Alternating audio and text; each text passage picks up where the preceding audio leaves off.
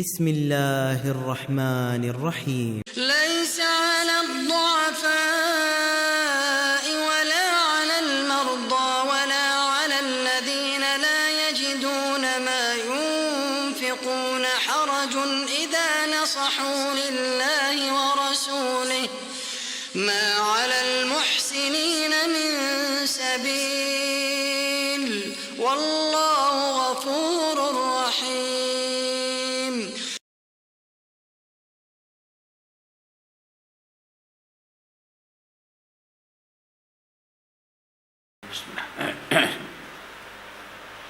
إن الحمد لله نحمده ونستعينه ونستغفره ونعوذ بالله من شرور أنفسنا ومن سيئات أعمالنا من يهده الله فلا مضل له ومن يضلله فلا هادي له وأشهد أن لا إله إلا الله وأشهد أن محمدا عبده ورسوله.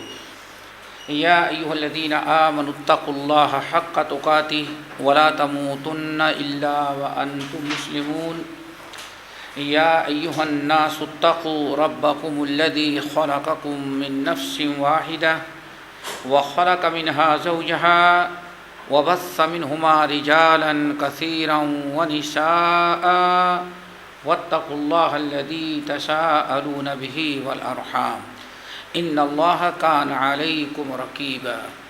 يا أيها الذين آمنوا اتقوا الله وقولوا قولا سديدا يصلح لكم أعمالكم ويغفر لكم ذنوبكم ومن يطع الله ورسوله فقد فاز فوزا عظيما.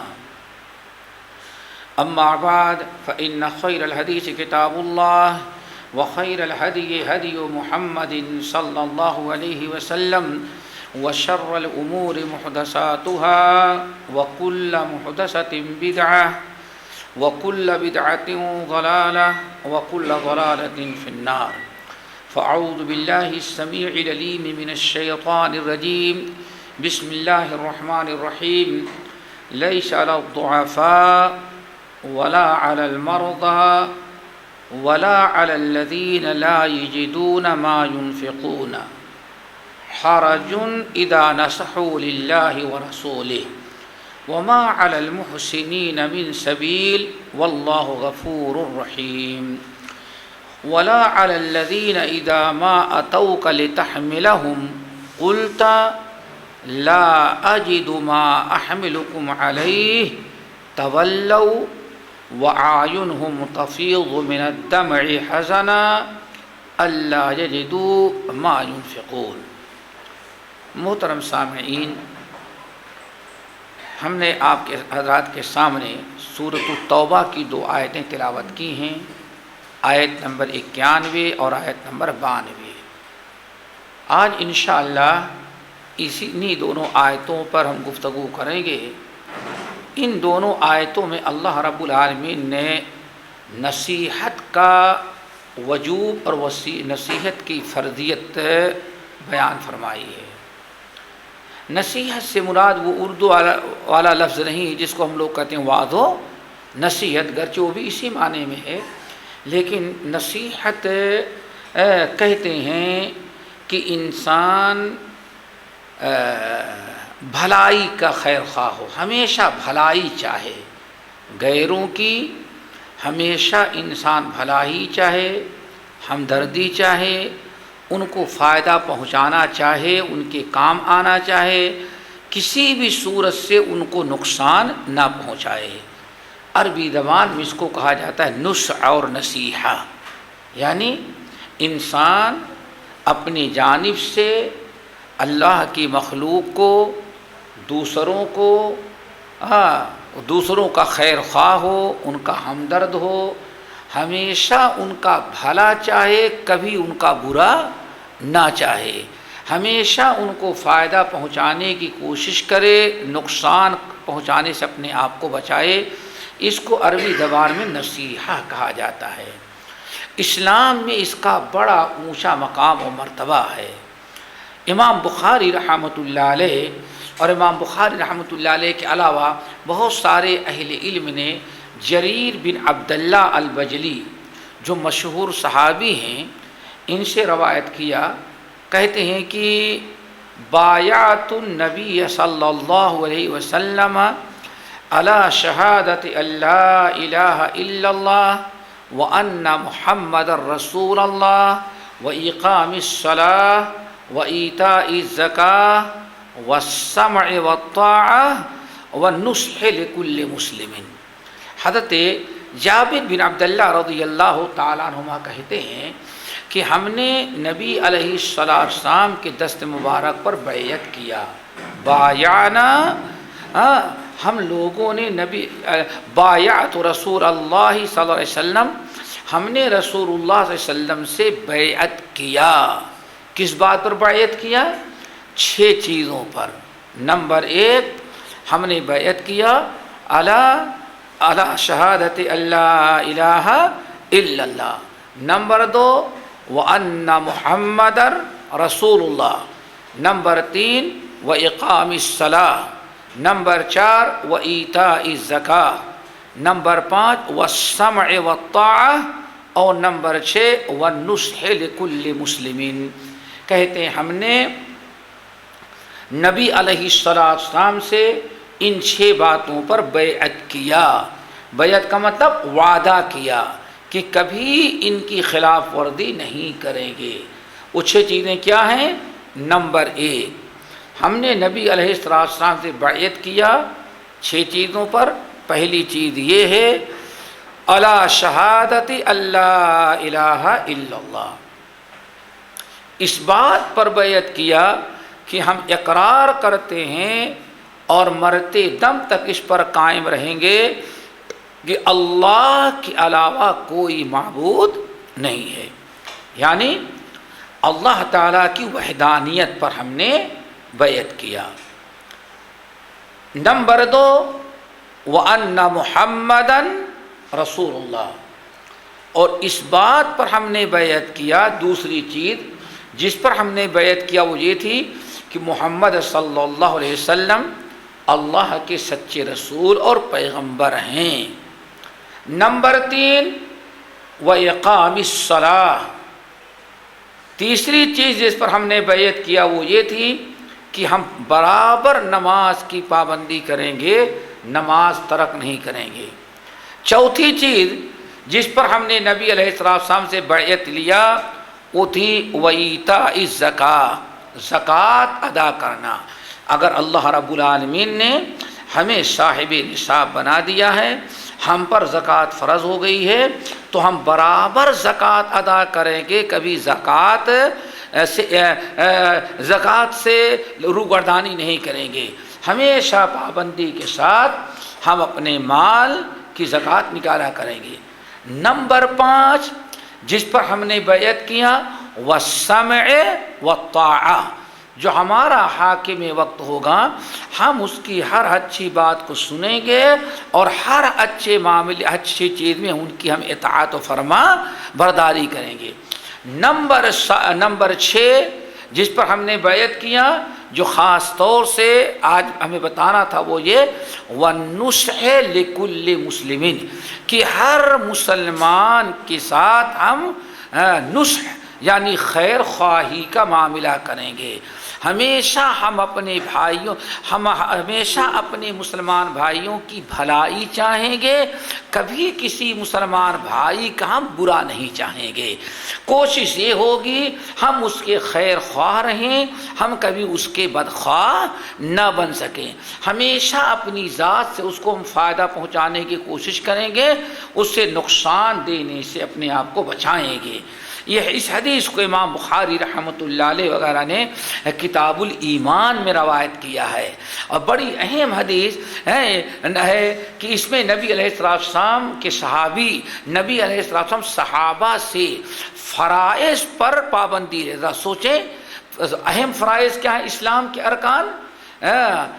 اشہد ان لا الہ الا اللہ وان محمدا رسول اللہ واقام الصلاۃ وایتاء الزکاۃ، یہ ارکان اسلام میں سے ہیں۔ نبی علیہ السلام اس پر بیعت کر رہے ہیں، ارکان اسلام پر بیعت کر رہے ہیں، تو ارکان اسلام کے ساتھ دو چیزوں پر اور بیعت لے رہے ہیں، کیوں؟ ان کی بھی پابندی ہمارے لیے ضروری ہے۔ اسلام نے ان کا بڑا اونچا مقام و مرتبہ بنا رکھا ہے، اسی لیے فرائض کے ساتھ ان کو ملا دیا ہے۔ اور دونوں چیزیں کیا ہیں؟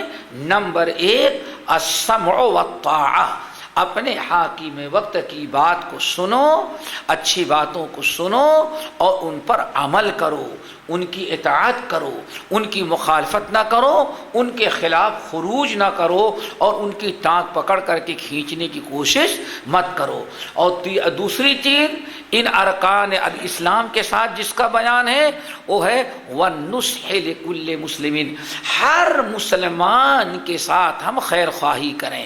اب ذرا سوچیں، جریر بن عبداللہ رضی اللہ تعالیٰ عنہ کی اس حدیث پر غور کریں کہ جس سے اندازہ لگتا ہے کہ نصیحت کا، اپنے مسلمان بھائیوں کی خیر خواہی کتنا بڑا اونچا مقام، کتنا بڑا مرتبہ، کتنا بڑا عمل ہے اور اس کا کیا مقام اور اس کا کیا مقام اور رتبہ ہے۔ دیکھیں یہی صحابی اب جریر بن عبداللہ رضی اللہ تعالیٰ عنہما جنہوں نے نبی علیہ السلام سے اس بات پر بیعت کیا تھا، کس طرح سے انہوں نے عمل کر کے دکھلایا کہ ہر معاملے میں ہم مسلمان بھائیوں کے خیر خواہ ہیں، کبھی اپنے کسی مسلمان بھائی کا برا نہ چاہیں۔ اچھا چیزوں یاد رکھیں، کسی بھی مسلمان کا برا نہ چاہیں، چاہے اچھا ہو یا برا ہو، نیک ہو یا بد ہو، لیکن کبھی بھی مسلمان کی آپ بدخواہی نہ کریں۔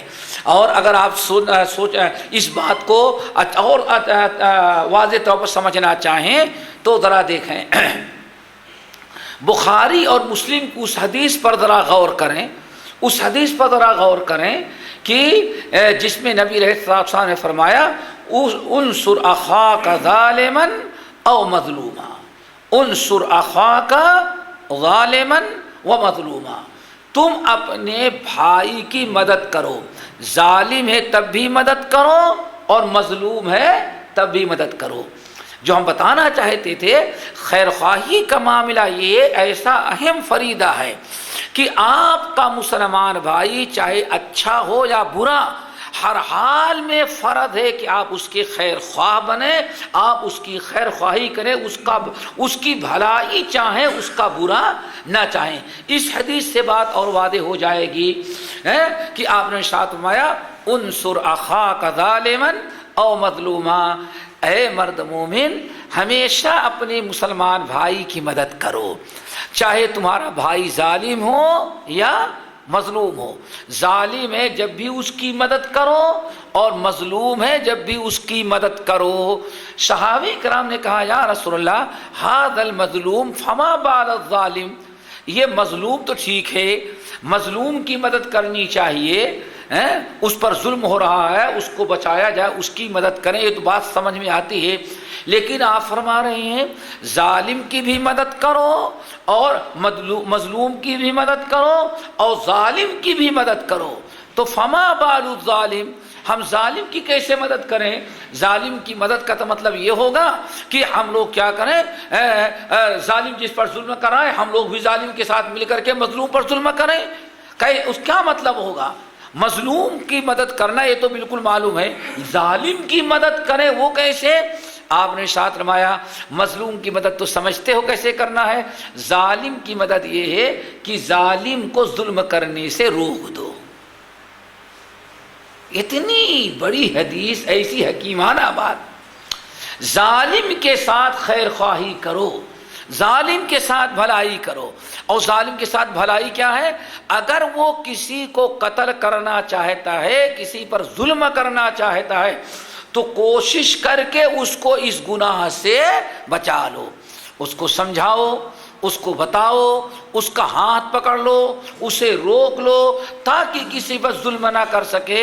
آنے فرمایا یہ مظلوم کی خیر خواہی ہے اور یہ ظالم کی خیر خواہی ہے اور یہ ظالم کی مدد ہے۔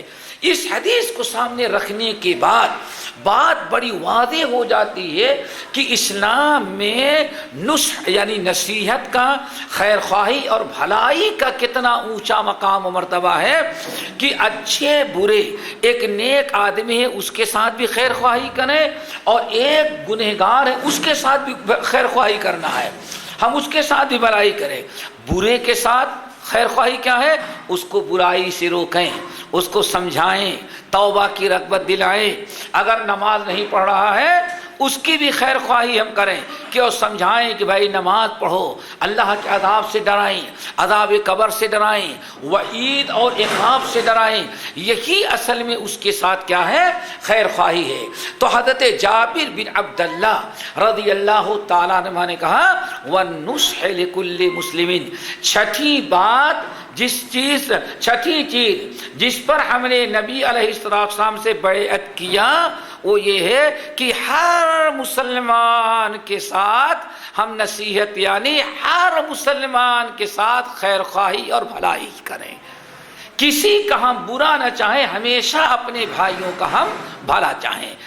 اور کس قدر صحابہ کرام نے خیر خواہی کر کے دکھایا، یہی امام جریر بن عبداللہ رضی اللہ تعالیٰ عنہ جس کی حدیث آپ لوگوں کو ہم سنا رہے ہیں کہ بایعت النبی صلی اللہ علیہ وسلم علی شہادت اللہ الہ الا اللہ وان رسول اللہ واقام الصلاۃ وایتاء الزکاۃ والسمع والطاعہ والنصح لکل مسلم۔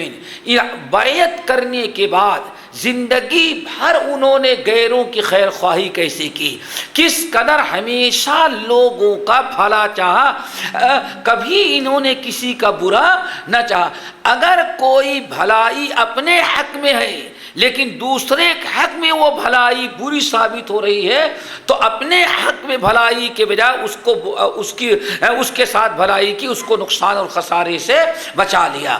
جابر بن عبداللہ رضی اللہ تعالیٰ عنہما جو حدیث جس کی حدیث میں نے سنایا، امام طبرانی رحمۃ اللہ علیہ اپنے معجم کے اندر نقل کرتے ہیں کہ جابر بن عبداللہ رضی اللہ تعالیٰ عنہما کو ایک مرتبہ گھوڑے کی ضرورت تھی، گھوڑا خریدنا تھا۔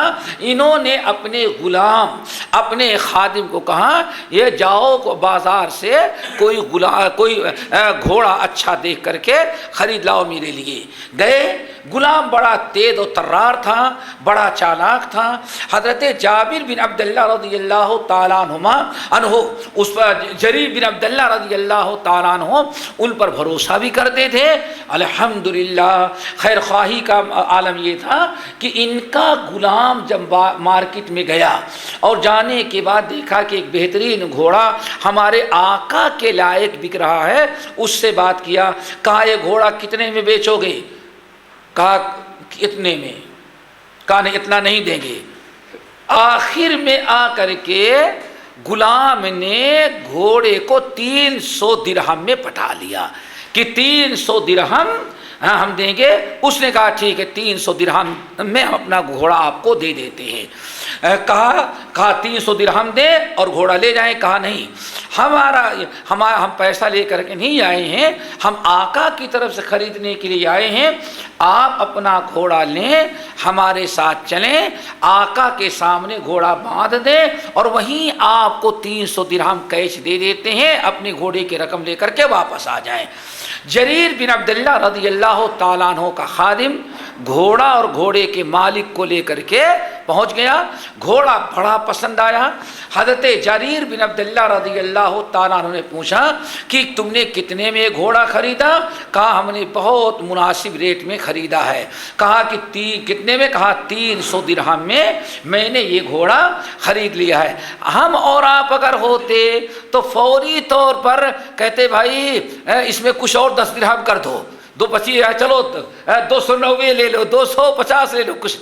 لیکن جریر بن عبداللہ جنہوں نے نبی علیہ السلام سے اس بات پر بیعت کیا تھا کہ وَالنُّصْحِ لِكُلِّ مُسْلِمٍ، ہمیشہ ہم مسلمان کی خیر خواہی کریں گے، کبھی کسی مسلمان کا نقصان نہیں ہونے دیں گے۔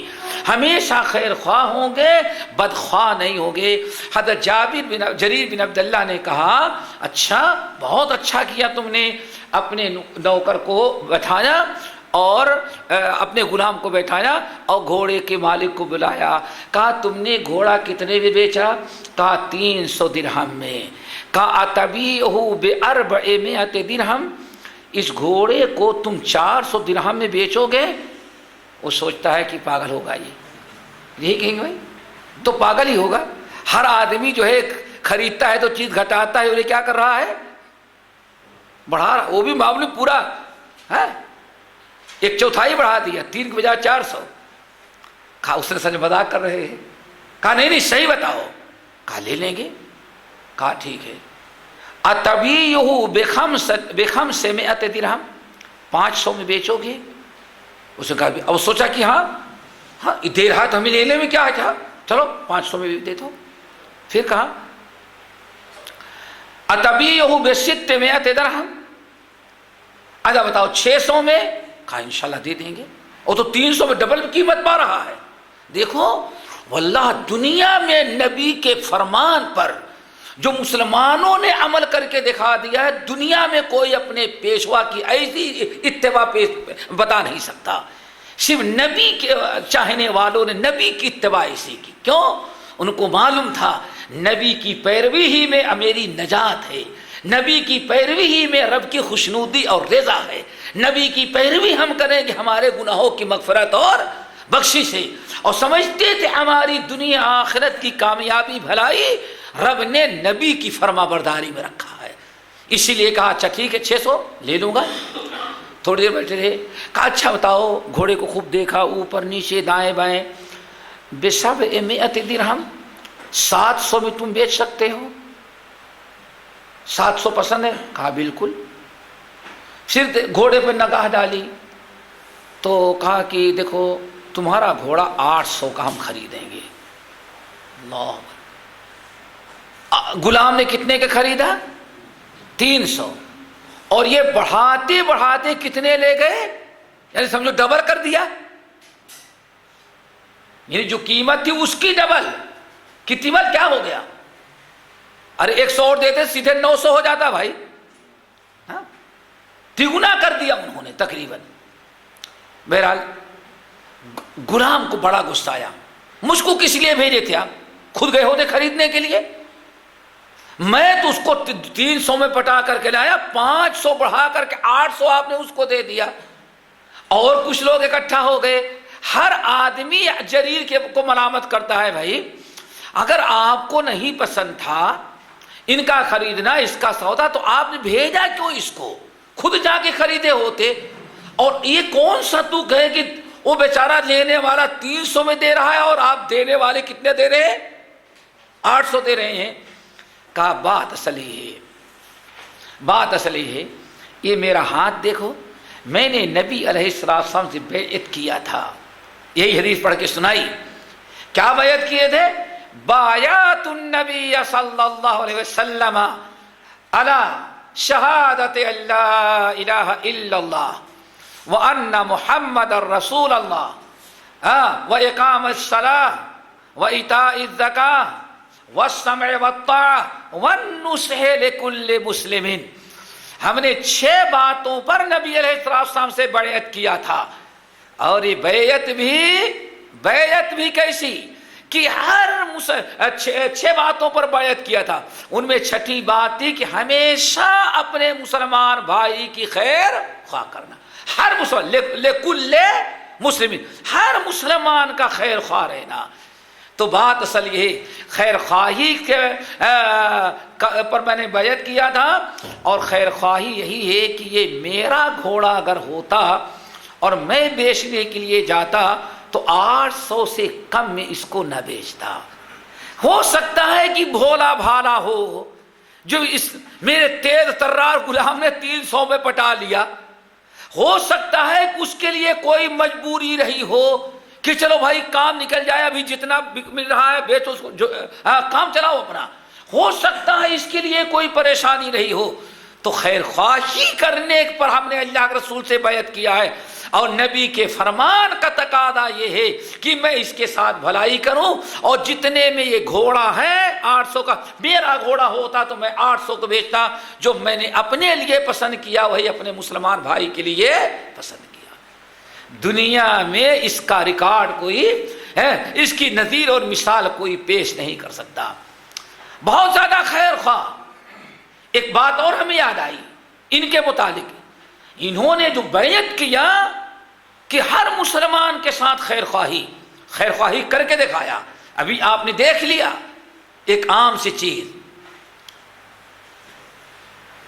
اہل علم نقل کرتے ہیں مورخین کہ عمر فاروق رضی اللہ تعالیٰ عنہ کے زمانے میں عمر فاروق نے نماز پڑھائی۔ ذرا دیکھو کس طرح سے ہمیشہ خیر خواہی میں کیا ہے، خیر خواہی ہمیشہ ہر مسلمان کی عزت کی جائے اور اس کی توہین اور اس کو شرمندگی سے بچایا جائے۔ ذرا دیکھو کس قدر عمر فاروق خوش ہوئے فیصلہ سن کر کے۔ عمر فاروق رضی اللہ تعالیٰ عنہ نے نماز پڑھائی۔ نماز کے اندر کسی مصلی کی ہوا خارج ہو گئی، لیکن مارے شرم کے بیچارہ اٹھ کر کے نہ گیا، وہ بیٹھا رہ گیا، اور لوگوں نے محسوس کیا کہ ہاں کسی کا وضو ٹوٹ گیا۔ سلام پھیرنے کے بعد عمر فاروق رضی اللہ تعالیٰ عنہ سے لوگوں نے کہا، امیر المومنین آپ کے پیچھے جتنے نمازی تھے ان میں سے کسی کا وضو ٹوٹا لیکن کوئی وضو کرنے کے لیے نہیں گیا۔ عمر فاروق نے کہا اب لازمی چیز ہے، نماز آپ پڑھ رہے ہیں، وضو ٹوٹ گیا، اب نماز پڑھنا آپ کے لیے حلال نہیں، سب میں کھڑا ہونا آپ کے لیے جائز نہیں، آپ جائیں وضو کریں اور پھر لوٹ کر کے آئیں، آپ کو جو نماز کا حصہ ملے پڑھ لیں، باقی جو چھوٹے جو رہ جائے اس کی آپ بعد میں تکمیل کریں امام کے سلام پھیرنے کے بعد۔ عمر فاروق کو بڑا غصہ آیا، اٹھے، کس کا وضو ٹوٹا تھا اسی وقت اٹھے اور جا کر کے وہ وضو کرے۔ وہ بیچارہ مارے شرم کے سب لوگ جب نیت باندھے تھے کوئی دیکھ نہیں رہا تھا، اس وقت نہیں اٹھ کر کے گیا، تو اب عمر فاروق بھرے مجمع میں کہتے خیر اسی میں ہے کہ اٹھے جا کر کے وضو کرے، ورنہ اس کی خیر نہیں۔ کس کا وضو ٹوٹا، کون یہاں بیٹھا رہ گیا؟ وہ بیچارہ سر نیچے کیے ہوئے، کسی کو پتا نہیں، ساؤ شرمندہ ہے، پریشان حال ہے، عمر فاروق کا جلال ادھر ہے، خوف بھی ہے، سارے لوگ پریشان کہتے عمر فاروق آخر کیوں نہیں اٹھتا وہ انسان جس کا وضو ٹوٹا ہوا تھا، کیوں بیٹھا رہ گیا وہ؟ سارے لوگ ڈانٹ رہے ہیں۔ جریر بن عبداللہ رضی اللہ تعالیٰ عنہ جنہوں نے نبی علیہ السلام کے دست مبارک پر بیعت کیا کہ ہمیشہ ہر مسلمان کی بھلائی چاہنا، ہر مسلمان بھائی کا خیر کرنا، کبھی اپنی ذات سے کسی کے مال جان عزت کو نقصان نہیں پہنچانا، ہمیشہ اس کے ساتھ بھلائی اٹھے، کہیں گے یا امیر المومنین میرا ایک مشورہ ہے، اگر قبول کرے تو بہت اچھا ہوگا، ورنہ آپ کی مرضی۔ دیکھو ان کی ذہانت جریر بن عبداللہ کی، وہ کیا ہے؟ کہا کہ عمر فاروق نے کہا بولو کیا رائے دیتے ہو؟ کہا میرا خیال ہے کہ آپ ایک آدمی کو ڈانٹنے کے بجائے آپ حکم دے دیں جتنے لوگ نماز پڑھیں اور آپ بھی چلیں، سب لوگ دوبارہ وضو کریں۔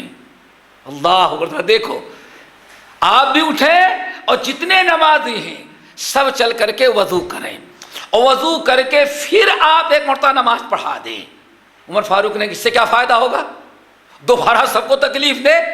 کہا بات اصل یہ ہے وہ بیچارہ شرمندگی سے بچ جائے گا، اور اس کی وہ وضو کرے گا، کسی کو پتہ نہیں چلے گا، وہ شرمندگی سے بچ جائے گا، اس طرح سے اس کی فرض نماز ہوگی، اور ہم سارے لوگ پڑھیں گے تو وضو کرنے کا بھی ثواب ملے گا اور نفلی نماز کا بھی ثواب مل جائے گا۔ عمر فاروق اچھل پڑے، نعم السید انت فی الاسلام ونعم السید کنت فی الجاہلیہ۔ ارے جریر غضب کا آدمی تو ہے، جاہلیت میں بھی سردار تھا اور مسلمان ہونے کے بعد بھی سرداری تیری باقی رہ گئی، کیوں؟ یہ بڑے اونچے مرتبے کے صحابی تھے، کون؟ جریر بن عبداللہ رضی اللہ تعالیٰ عنہ۔ اسی لیے نبی علیہ السلام ایک تو بڑے خوبصورت تھے، یہ بڑے حسن و جمال والے، اور دوسرے کی قوم کے سردار باعزت تھے. اسی لیے جب نبی علیہ السلام کے پاس آئے پہلی مرتبہ تو دروازہ کھلا، مجلس میں آنا چاہے تو پوری مجلس بھری ہوئی تھی. مجلس مطلب کمرہ جو تھا سب بھرا ہوا تھا، ان کے لیے کوئی جگہ نہیں تھی. اور جو ٹاٹ وغیرہ چٹائی وغیرہ بچھا دی گئی تھی وہ سب بالکل بھر گئی تھی. جریر رضی اللہ تعالیٰ عنہ آئے، دروازہ جب کھول کر کے داخل ہونے چاہے تو جہاں وہ دروازہ کھولنے کی جگہ ہوتی، جہاں مٹی پڑی ہوئی تھی کچی زمین، اسی جگہ وہ بیٹھ گئے. نبی علیہ السلام نے اس کو پسند نہیں کیا. جہاں آپ نے جب دیکھا کہ جریر آ کر کے پیچھے زمین پر بیٹھ گئے، اپنا چادر اٹھایا اور اٹھا کے پکڑایا. جریر تم اس زمین پر نہ بیٹھو، اس چادر پر بیٹھ جاؤ. پھر آپ نے فرمایا لوگوں یاد رکھو یہ اپنی قوم کا سردار آیا ہے. اذا اتاکم کریم قوم فاکرموہ، جس مرتبے کا انسان تمہارے یہاں آئے اسی کے شایان شان اس کی عزت و احترام اکرام بھی کرنا. نبی علیہ السلام نے فرمایا اکرمو، ان کا اکرام کرو، ان کی عزت کرو. جب بھی تمہارے پاس کسی قوم کا باعزت آدمی آئے تو تمہارے یہاں آ کر کے ذلیل نہ ہو، بلکہ وہاں باعزت تھا تو تمہاری مجلس میں بھی اس کو عزت ملنی چاہیے. عمر فاروق رضی اللہ تعالیٰ عنہ نے جب یہ فیصلہ سنا تو فوراً انہوں نے کہا نعم السید انت فی الاسلام و نعم السید کنت فی الجاہلیہ. جریر تمہارا بڑا کمال ہے، جاہلیت میں بھی بہترین فیصلہ کرنے والے سردار تھے اور اسلام میں آ گئے جہاں مسلمانوں کے درمیان بھی تم بہترین سردار اور بہترین فیصلہ کرنے والے ہو. اللہ اکبر. یہ بھی حضرت جریر بن عبداللہ رضی اللہ تعالیٰ عنہ کی ایک خیر خواہی تھی کہ ایک موقع پر اپنے مسلمان بھائی شرمندہ ہو رہا تھا، اس کو ذلت اور رسوائی شرمندگی سے بچایا. عمر فاروق رضی اللہ تعالیٰ نے کہا ہاں بھائی اب میں اس کو اکیلے کو نہیں کہتا ہوں بلکہ سب لوگ جاؤ دوبارہ وضو کرو.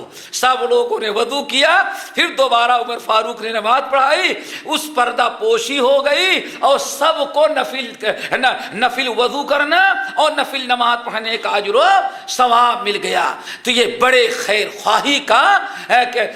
خواہی کیا کرتے تھے. اللہ تعالی ہمیں اور آپ کو بھی اپنے تمام مسلمان بھائیوں اور بہنوں کا خیر خواہ بنائے. اسی لیے امام ترمذی رحمۃ اللہ علیہ، میرے بھائیوں یہ کوئی معمولی فریضہ نہیں ہے، یہ بہت بڑا فریضہ ہے جس کو آج ہم مسلمانوں نے بالائے طاق رکھ دیا ہے. امام ترمذی رحمۃ اللہ علیہ اپنی سنن میں حضرت ابو ہریرہ رضی اللہ تعالیٰ عنہ سے بسند صحیح نقل کرتے ہیں کہ نبی علیہ السلام نے ایک موقع پر ارشاد فرمایا الدین النصیحہ الدین النصیحہ الدین النصیحہ. 3 مرتبہ آپ نے فرمایا الدین النصیحہ. اے لوگو یاد رکھنا جو دین اسلام ہم لے کر کے آئے ہیں اس دین کی بہت بڑی خوبی یا اس دین کی سب سے بڑی خوبی ہے کہ یہ دین جو ہے خیر خواہی کا دین ہے، یہ ہمدردی کا دین ہے، پورے لوگوں کو فائدہ پہنچانے والا دین ہے. یہ وہ دین ہے جس میں کوئی کسی کو نقصان نہیں پہنچا سکتا. خیریت الدین والنصیحہ. 3 مرتبہ آپ نے ارشاد فرمایا. جب آپ نے 3 مرتبہ فرمایا اے لوگوں الدین والنصیحہ الدین والنصیحہ الدین والنصیحہ، نبی علیہ السلام کا کسی چیز کو 3 مرتبہ ایسے بیان کرنا یہ بڑی حیرت میں لوگوں کو ڈال دیا کرتا تھا. اس لیے صحابہ کرام نے کہا یا رسول اللہ لمن ہیا، یا رسول اللہ کس کے لیے، کس کی خیر خواہی ہم کریں، کس کی خیر خواہی کرنے کا نام، کس کی بھلائی چاہنے کا نام دین ہے. پھر نبی علیہ السلام نے ارشاد فرمایا خیر خواہی کسی ایک چیز کی نہیں ہے، خیر خواہی ان کی کرنی ہے. نمبر 1 للہ، اللہ تعالیٰ کے خیر خواہ بن جاؤ. سب سے پہلے تو کس کے خیر خواہ بنو؟ تو اللہ وحدہ للہ، اللہ کے خیر خواہ بن جاؤ۔ اللہ کی خیر خواہی کیا ہے؟ سب سے پہلے نمبر پر اللہ کے ذات پر، اللہ کی صفات پر بذات خود ایمان رکھو۔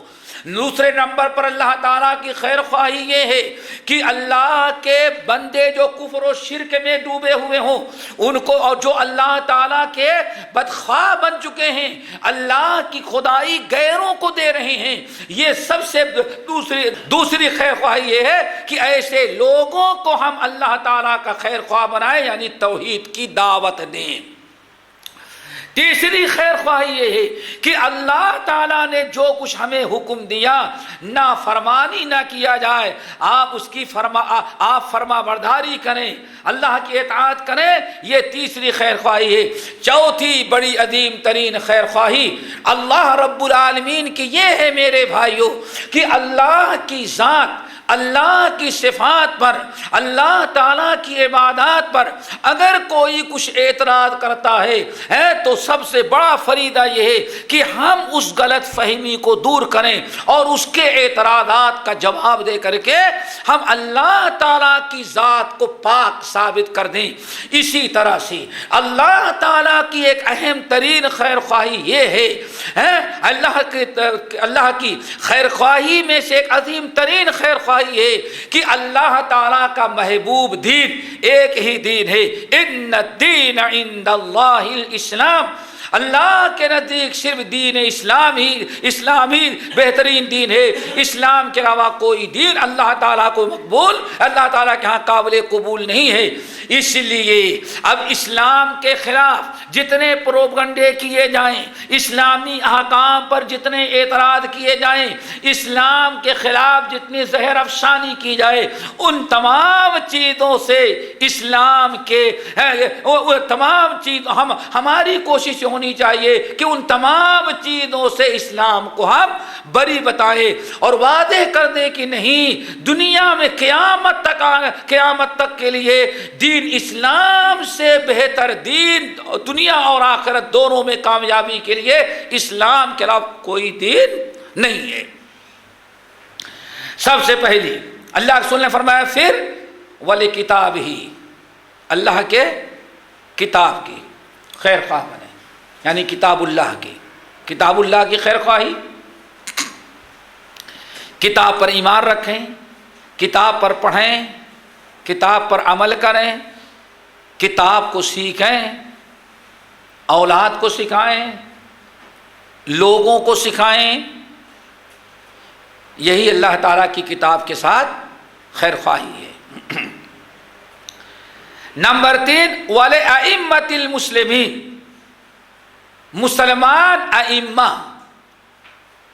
مسلمان حکمرانوں کی خیر خواہی کی جائے، لیکن وہ چیز یاد رکھیے گا، چاہے اچھے ہوں یا برے، ان کی خیر خواہی کی جائے۔ اچھے ہوں تو ان کے حق میں دعا کی جائے، اور اگر برے ہوں تو ان کی اصلاح کی کوشش کی جائے۔ اگر ہم وہاں تک نہیں پہنچ سکتے تو کم سے کم ان کے حق میں اللہ تعالیٰ کی، ان کے حق میں سب سے بڑی خیر خواہی ہے کہ ہم اللہ تعالیٰ سے دعا کریں کہ اللہ تعالیٰ ان کو دین کی سمجھ عطا کر دے، اللہ تعالیٰ انہیں نیک اعمال کی توفیق نصیب فرمائے، اللہ تعالیٰ ان سے جو نقصان پہنچ رہا ہو اللہ تعالیٰ اس سے ان کو روک دے، اور امت اور ملک کے لیے ان کو خیر خواہ اور ہمدرد بنا دے۔ نمبر 4 خیر خواہی وَلِأَئِمَّةِ الْمُسْلِمِينَ وَعَامَّتِهِمْ، عام مسلمانوں کی بھی خیر خواہی کرنا۔ ہر مسلمان بھائی وہ آپ کے خیر خواہی کا محتاج ہے، آپ اس کے خیر خواہی کریں، اس کی ہمدردی کریں، ہمیشہ اس کو فائدہ پہنچانے کی کوشش کریں، کبھی اس کو نقصان نہ پہنچائیں۔ امام مسلم رحمۃ اللہ علیہ اور دیگر اہل علم نے بھی حضرت تمیم داری رضی اللہ تعالیٰ عنہ سے روایت کیا، اور تقریباً یہی ملتے جلتے الفاظ ہیں کہ اللہ کے رسول صلی اللہ علیہ وسلم نے ارشاد فرمایا ان الدین عن نصیحہ، ان الدین عن نصیحہ، ان الدین عن نصیحہ۔ اے لوگوں یاد رکھنا، دین اسلام، خیر خواہی ہی اصل دین اسلام ہے، خیر خواہی ہی دین اسلام ہے، خیر خواہی ہی کرنے کا نام دین اسلام ہے۔ لوگوں نے کہا لمن ہی یا رسول اللہ، اللہ رسول کس کے ساتھ؟ تو آپ نے فرمایا اللہ کے لیے، اللہ کی کتاب، اللہ کی خیر خواہی کرو، اللہ کے کتاب کی خیر خواہی کرو، اللہ کے رسولوں کی خیر خواہی کرو، ائمۃ المسلمین کی خیر خواہی، اور دنیا کے تمام مسلمان بھائیوں کی خیر خواہی کرو۔ اللہ تعالی ہم سب لوگوں کا خیر خواہ بنائے۔ کہا جاتا ہے، بعض لوگوں نے کہا کہ اس پوری امت میں سب سے اونچا مقام، بلکہ پوری دنیا، جب سے اللہ تعالیٰ نے دنیا بنایا ہے اور جب تک دنیا قائم رہے گی، انبیاء علیہم السلام کے بعد سب سے اونچا مقام کس کا ہے؟ ابو بکر صدیق کا۔ ذرا سوچو، ابو بکر صدیق سے بڑا اونچا مقام کسی کا نہیں۔ کہا افضل الناس بعد الانبیاء، انبیاء کے بعد سب سے اونچا مرتبہ رکھنے والا ابو بکر صدیق ہے۔ کہتے ہیں ما فاق ابو بکر، اے لوگو سن لو، ما فاق ابو بکر، اللہ اکبر، ما فاق ابو بکر اصحاب محمد صلی اللہ علیہ وسلم بصومہ ولا بصلاتہ ولا بجہادہ۔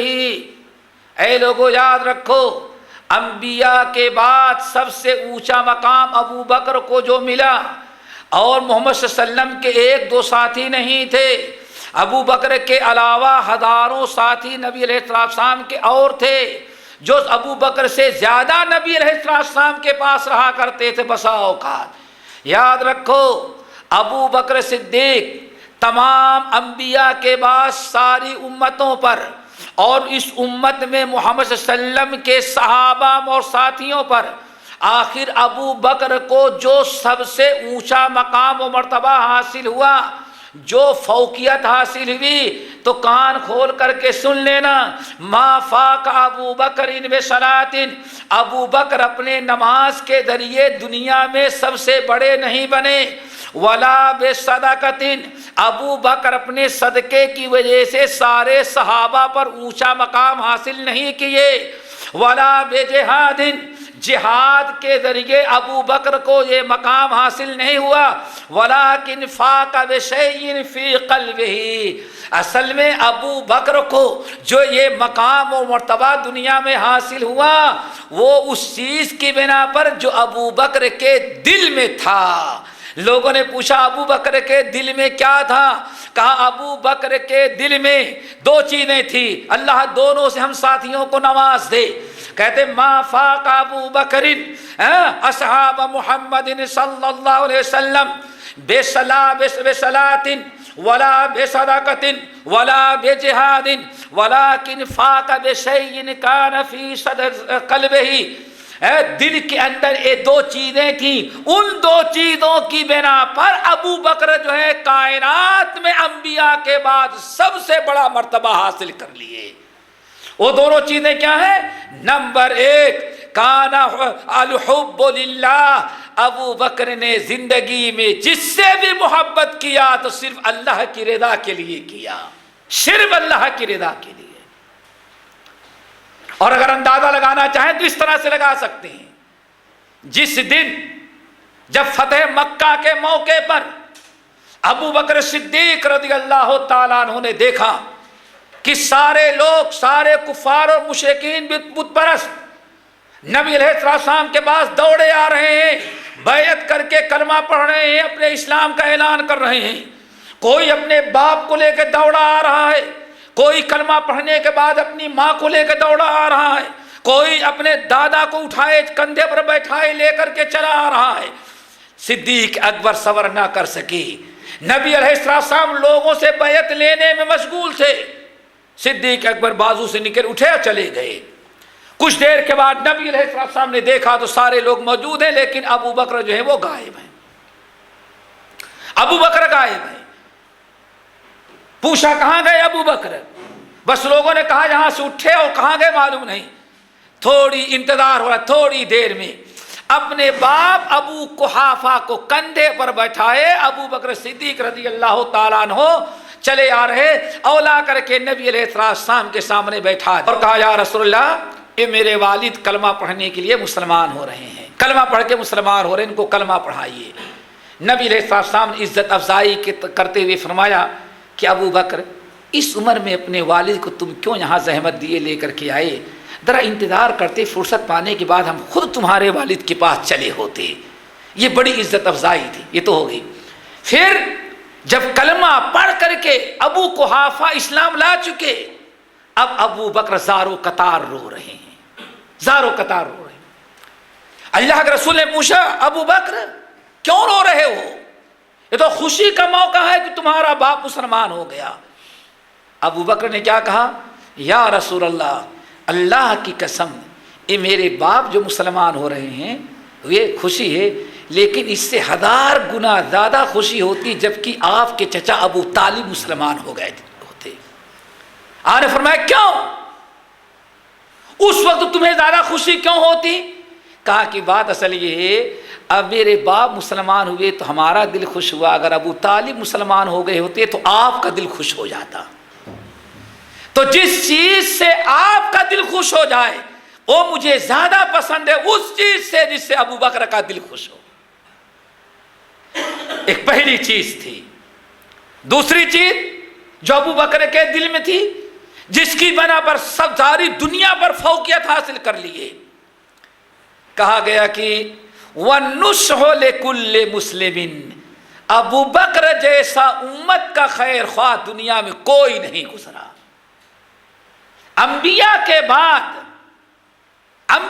بعد کسی نبی کا امتی اس کے امت کے خیر خواہ گزرے ہوں گے، لیکن ابو بکر جتنا بڑا خیر خواہ محمد صلی اللہ علیہ وسلم کے امت کا گزرا ہے، اتنا خیر خواہ کائنات میں کوئی نہیں گزرا۔ خیر خواہی اور حب للہ کی برکت سے ابو بکر دنیا کے تمام لوگوں پر فوقیت لے گئے، ورنہ روز نماز پڑھنے والے تو ابو بکر سے بھی زیادہ صحابہ موجود تھے۔ میرے بھائی بہت بڑا فریضہ ہے کہ اللہ تعالیٰ کی رضا کے لیے ہم اپنے مسلمان بھائیوں اور بہنوں کے لیے، بوڑھوں اور جوانوں کے لیے، نیکوں اور بروں کے لیے، ہر ایک کے لیے ہمارے دل میں خیر خواہی کا جذبہ ہو۔ خیر خواہی ہی کے متعلق اللہ تعالیٰ نے آیت نازل کی۔ اللہ اکبر۔ رب العالمین نے ارشاد فرمایا، جو آیتیں میں نے پڑھی تھی سورۃ التوبہ کی 2 آیتیں، لیس علی الضعفاء ولا علی المرضى ولا علی الذین لا یجدون ما ينفقون حرج اذا نصحوا للہ ورسولہ۔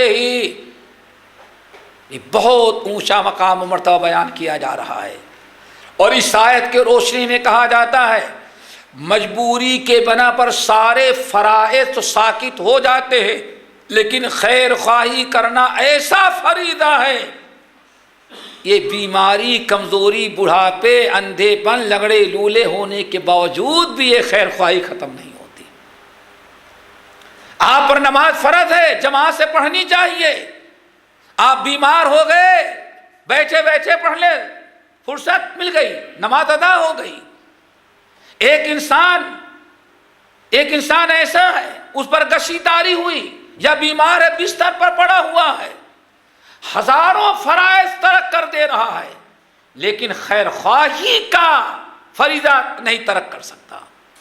چنانچہ ذرا دیکھیں، نبی علیہ السلام کے پاس جنگ تبوک کے موقع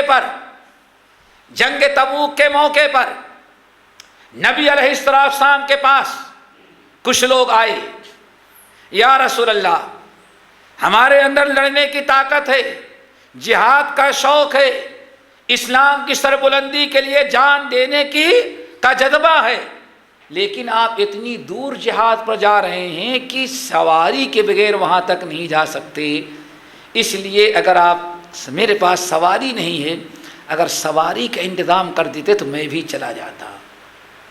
نبی علیہ السلام نے، کئی لوگ ایسے آئے، اکٹھا ہو گئے لوگ، اللہ کے رسول نے فرمایا نہیں، میں پھر جہاد میں نہ جاؤ تم، میرے پاس کوئی سواری کا انتظام اس وقت نہیں ہو سکتا تمہارے لیے۔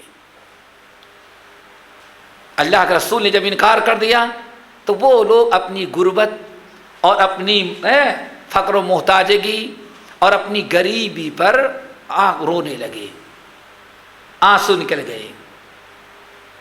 اب وہاں بیٹھنا بھی بیکار تھا۔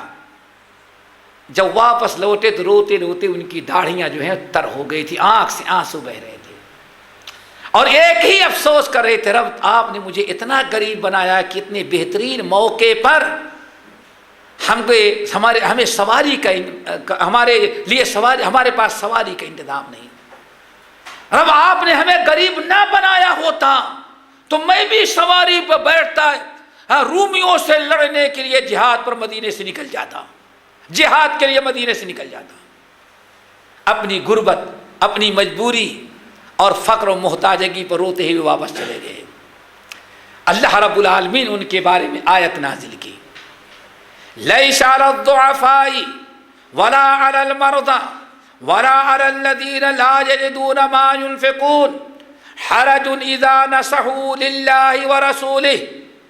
اندھوں پر، کمزوروں پر، مجبور پر، اور وہ لوگ جو اللہ اپنے مال کے ذریعے جہاد، غریب ہونے کی وجہ سے جہاد میں شریک نہیں ہو سک رہے ہیں، اللہ نے آیت نازل کی، یہ 3 قسم کے لوگوں پر کوئی مضائقہ نہیں، کوئی گناہ نہیں، یہ جہاد میں نہیں گئے اپنے گھر میں بیٹھ جائیں، ان پر کوئی گناہ، کوئی حرج نہیں ہے، بشرطے کی اذا نصحوا للہ ورسولہ، بشرطے کی اپنے گھر میں بیٹھے بیٹھے اللہ اس کے رسول کے خیر خواہ ہوں۔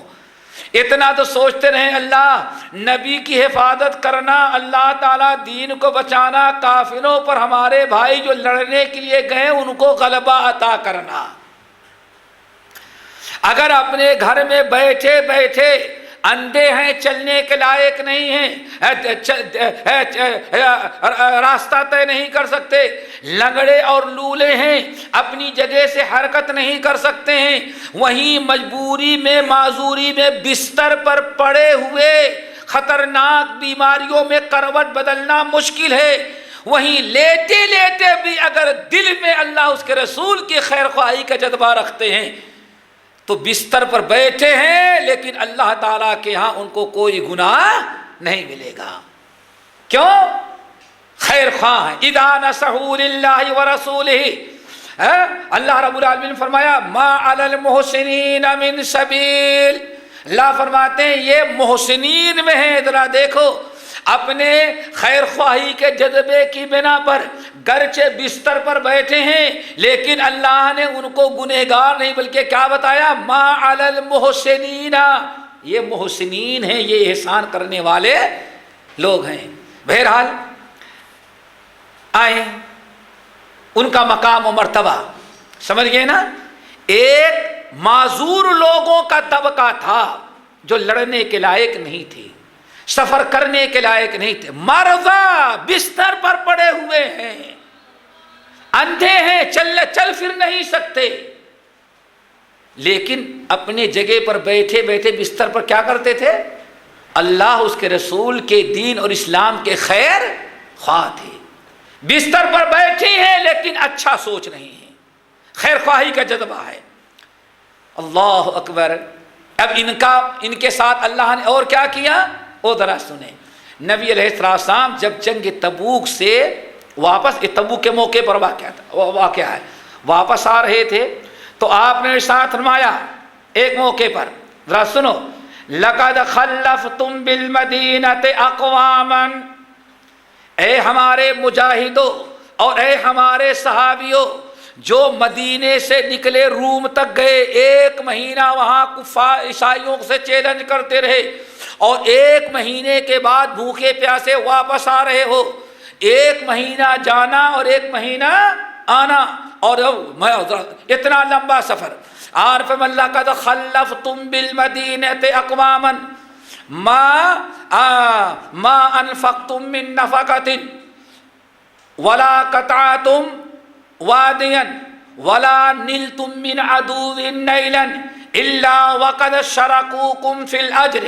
اے لوگو، تم نے اپنے پیچھے مدینے میں کچھ لوگوں کو چھوڑ دیا ہے، وہ بستر پر ہیں، اپنے گھر میں بیٹھے ہوئے ہیں، لیکن یاد رکھنا وہ اللہ اس کے رسول کے خیر خواہی کا جذبہ رکھتے ہیں.